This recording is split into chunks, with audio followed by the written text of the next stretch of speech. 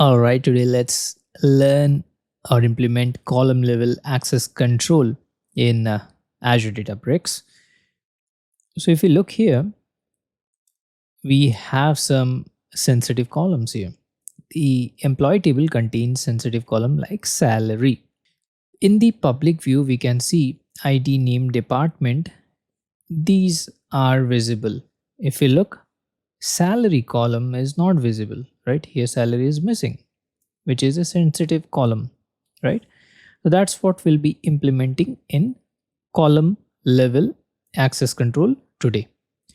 So let's go ahead in the Azure Databricks, and let me first give you a small definition of column level access control. So purpose of column level access control is to hide sensitive columns like salary, which I have mentioned just few moments back.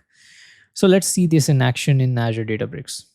All right, so we are continuing our employee table from our previous table level access control tutorial. So let's first create a view exposing only non-sensitive columns. If you look here, salary is missing, right? Salary column. If we go up here, we can find that the employees table previously we have created with salary, right? Here previously was 4 columns including salary, but now if you look here, only 3 will be present, and which are nothing but these 3, right? So now let's create a view. I'll select and run it. Looks like there's a typo here. It should be secure demo 1. Let me select it.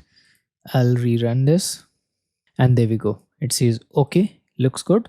Now let's grant access to the view.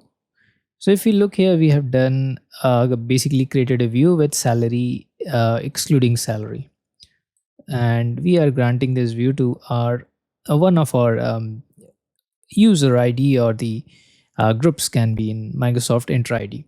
So please note, this can be different for your organization. Please do not try this, because the same email ID may not be in your organization, right? So in your organization, it can be something different, like at the rate of infosys.com, xyz at the rate of infosys.com, at the rate deloitte.com, something like this. So please make sure, whomsoever you are trying to check the functionality of column level access control, you need to grant select on your respective colleagues email ID or group. Let's click on run now, and there we go, it says okay. So we are covered. So that's what is the column level access control. So next step as a data engineer would be to ask your colleague with this having this email to fire the basic select asterisk from the table name, what they can see. So it is nothing but something like the select star from our the basically catalog and schema name and the view name. So it should be something like this. So that's what concludes the tutorial for column level security, column level access control. And here in our diagram, we can see we have implemented this column level access. In the whenever we are doing select star, we cannot find the salary column there, right?